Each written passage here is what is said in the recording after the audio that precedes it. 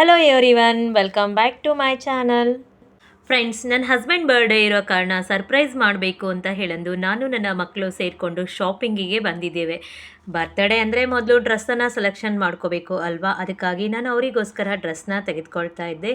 ಇಲ್ಲಿ ನಾನು 2 tea ಶರ್ಟನ್ನು select ಮಾಡ್ಕೊಂಡಿದ್ದೀನಿ. ಅವತ್ತಿನ ದಿನ ಅವರಿಗೆ ಡ್ಯೂಟಿ ಇರುತ್ತೆ, ಸೊ ಅವರು ಕಾಲರ್ ಟೀ ಶರ್ಟ್ನ ಅಲ್ಲಿ ಯೂಸ್ ಮಾಡಬಹುದು.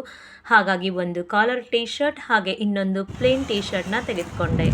ನಂತರವಾಗಿ ಬನ್ನಿ, ನಾನು ನಿಮ್ಮನ್ನು ಇವತ್ತು ಲೂಲು ಸೂಪರ್ ಮಾರ್ಕೆಟಿಗೆ ಕರ್ಕೊಂಡು ಹೋಗ್ತಾ ಇದ್ದೀನಿ. ಇಲ್ಲಿಗೆ ನಾವು ಕೇಕ್ ತೆಗೆದುಕೊಂಡು ಬರಲಿಕ್ಕೆ ಅಂತ ಹೋಗ್ತಾ ಇದ್ದೀವಿ. ಈವ್ನಿಂಗ್ ನನ್ನ ಹಸ್ಬೆಂಡು ಡ್ಯೂಟಿಯಿಂದ ಬರ್ತಾರೆ, ಅಷ್ಟರೊಳಗೆ ಎಲ್ಲ ತೆಗೆದುಕೊಂಡು ಬಂದಿಟ್ಟು ಅರೇಂಜ್ ಮಾಡಬೇಕು. ನಂತರ ಮಧ್ಯಾಹ್ನ ಊಟ ಮಾಡಿ ಕಿಡ್ಸ್ ಕೂಡ ಮಲಗಿಬಿಡ್ತಾರೆ. ಹಾಗಾಗಿ ಇವತ್ತು ಶಾಪಿಗೆ ಬಂದಿದ್ದೇವೆ. ಬರ್ತಡೇ ಅಂದರೆ ನಿಮಗೆಲ್ಲ ಗೊತ್ತು, ಮಕ್ಕಳಿಗಂತೂ ತುಂಬಾ ಖುಷಿ ಇರುತ್ತೆ. ಅವರಿಗೆ ಕೇಕ್ ಕಟಿಂಗ್ ಮಾಡೋದೇ ತುಂಬ ಇಂಪಾರ್ಟೆಂಟು. ಹಾಗಾಗಿ ಅವ್ರ ಪಪ್ಪ ಬರ್ಡೇ ಅನ್ನೋ ಕಾರಣದಿಂದ ಅವರಂತರೂ ಫುಲ್ ಹ್ಯಾಪಿಯಾಗಿದ್ದರು. ನೋಡಿ, ನನ್ನ ಚಿಕ್ಕ ಮಗ ಹೇಳ್ತಾ ಇದ್ದ, ಈ ಕೇಕ್ ತಗೋ ಅಂತ ಹೇಳಂತಂದು. ಹಾಗೆ ಕೇಕನ್ನು ಅವರು ಚೂಸ್ ಮಾಡ್ತಾ ಇದ್ರು.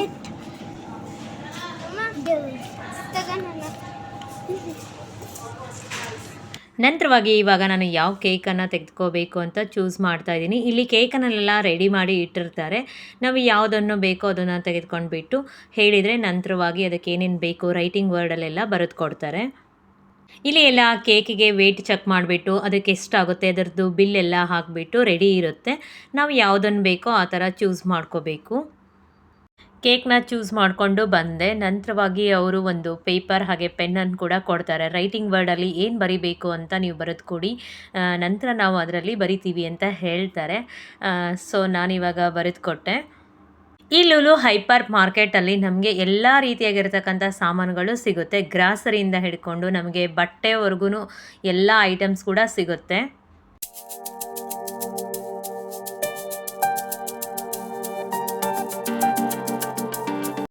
ಇವಾಗ ಕೇಕ್ಗೆ ಎಲ್ಲ ನೇಮನ್ನು ಬರೆದು ಕೊಟ್ಟರು. ನೀವು ನೋಡ್ಬೋದು, ನಾನು happy birthday super hero dad ಅಂತ ಹಾಕ್ಸಿದ್ದೀನಿ.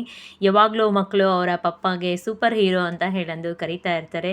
ಸೊ ಅವ್ರಿಗೂ ಒಂದು ಸ್ಪೆಷಲ್ ಅನಿಸುತ್ತೆ. ಬರ್ಡೇ ಸರ್ಪ್ರೈಸ್ ಅಂದರೆ ಈ ಥರ ನಾವು ಮಾಡ್ತಾ ಇದ್ವಿ ಅಂದರೆ ಮನೆಯಲ್ಲಿ ಹಸ್ಬೆಂಡಿಗೆ ತುಂಬಾ ಹ್ಯಾಪಿಯಾಗಿರ್ತಾರೆ. ಅವರು ನಮಗೋಸ್ಕರ ಎಷ್ಟೆಲ್ಲ ಕಷ್ಟಪಟ್ಟು ದುಡಿದು ಫ್ಯಾಮಿಲಿ ಅಂತ ಯಾವಾಗಲೂ ಸೇವಿಂಗ್ ಮಾಡ್ತಿರ್ತಾರೆ.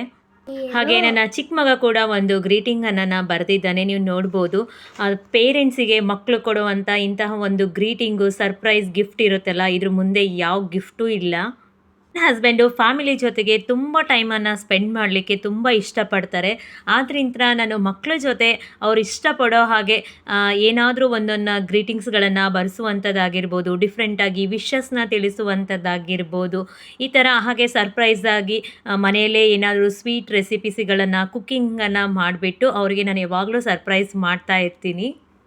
ನನ್ನ ಪ್ರಕಾರ ನಾವು ಎಷ್ಟು ಹ್ಯಾಪಿಯಾಗಿರ್ತೀವಿ ಅದು ಮುಖ್ಯವಾಗಿರುತ್ತೆ. ಗಿಫ್ಟಿಗಿಂತ ನಾವು ಕಳೆಯುವಂತಹ ಒಂದೊಂದು ಕ್ಷಣವೂ ಕೂಡ ಒಂದು ಮೆಮೊರೇಬಲ್ ಆಗಿರಬೇಕು. ಅದು ಹ್ಯಾಪಿಯಿಂದ ಕೂಡಿದರೆ ಅಷ್ಟೇ ಸಾಕು. ಹಾಗೆ ನಾವು ಮನೆಗೂ ಕೂಡ ಫೋನ್ ಮಾಡಿದ್ವಿ ವಿಡಿಯೋ ಕಾಲಲ್ಲೇ. ಅವ್ರು ಕೇಕ್ ಕಟಿಂಗ್ ಮಾಡೋದನ್ನು ಅವ್ರ ಪೇರೆಂಟ್ಸ್ ಕೂಡ ನೋಡಿಬಿಟ್ಟು ಅಲ್ಲಿಂದನೇ ಬ್ಲೆಸ್ಸಿಂಗ್ಸ್ನ ಮಾಡಿದರು. ತುಂಬಾ ಹ್ಯಾಪಿ ಆಯಿತು. ಈ ಗ್ರೀಟಿಂಗ್ ಬಂದು ನನ್ನ ಮಗನ ಫ್ರೆಂಡು ಆದ್ರಿ ಅಂತ ಬರೆದು ಕೊಟ್ಟಿರೋದು. ನನ್ನ ಹಸ್ಬೆಂಡಿಗಂತೂ ತುಂಬ ಇಷ್ಟ ಆಯಿತು. ಸಿಂಪಲ್ಲಾಗಿ ಈ ರೀತಿಯಾಗಿ ಸರ್ಪ್ರೈಸ್ ಮಾಡಿ ನನ್ನ ಹಸ್ಬೆಂಡ್ ಬರ್ಡೇನ ನಾನು ಸೆಲೆಬ್ರೇಷನ್ ಮಾಡಿದೆ.